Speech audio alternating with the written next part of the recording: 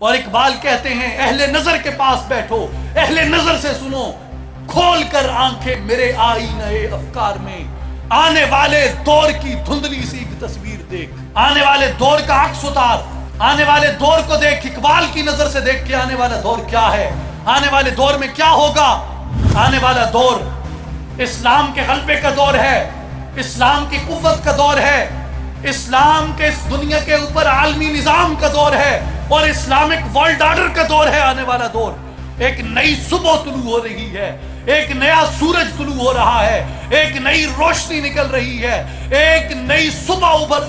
صبح افق پہ طلوع ہو چکی۔ اور یہ جو ہمیں کہتے ہیں نشاط ثانیہ کی بات کرنے کے ہمیں تانے دیتے ہیں، ہمیں یہ کہتے ہیں کہ نشاط ثانیہ کی بات کرنے والوں، یہ اسلامی دنیا میں پھیلی ہوئی خانہ جنگی کیا ہے؟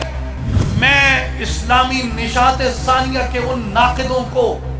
میں یہ بتانا چاہتا ہوں کہ یاد رکھو، جب آندھی آتی ہے، جب گرد و غبار اٹھتی ہے، پرندے درختوں پہ بیٹھ جاتے ہیں، ساری آندھی کی گرد و غبار ان کے پروں پہ اس کی تہیں جم جاتی ہیں، لیکن جب وہ پرندے اڑنے کے لیے اپنے پروں کو کھولنا چاہتے ہیں تو وہ اپنے پروں کو پھڑ پھڑا کے جو گرد پڑی ہوتی ہے،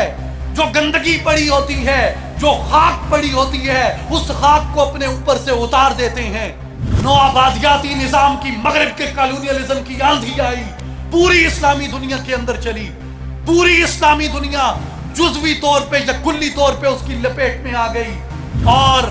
اس ملت اسلامیہ کے وجود پہ اس نو آبادیاتی نظام کی آندھی کی گرد پڑ گئی، اس کی مٹی پڑ گئی۔ آج جب یہ اسلامی انقلاب ابھر رہا ہے، یہ جسے تم گرد کہتے ہو، یہ گرد ہے، ضرور ہے، مانتے ہیں ہم یہ گرد ہے، لیکن یہ کیا ہے؟ اقبال کہتے ہیں تو اے مرغ حرم اڑنے سے پہلے پر فشاں ہو جا۔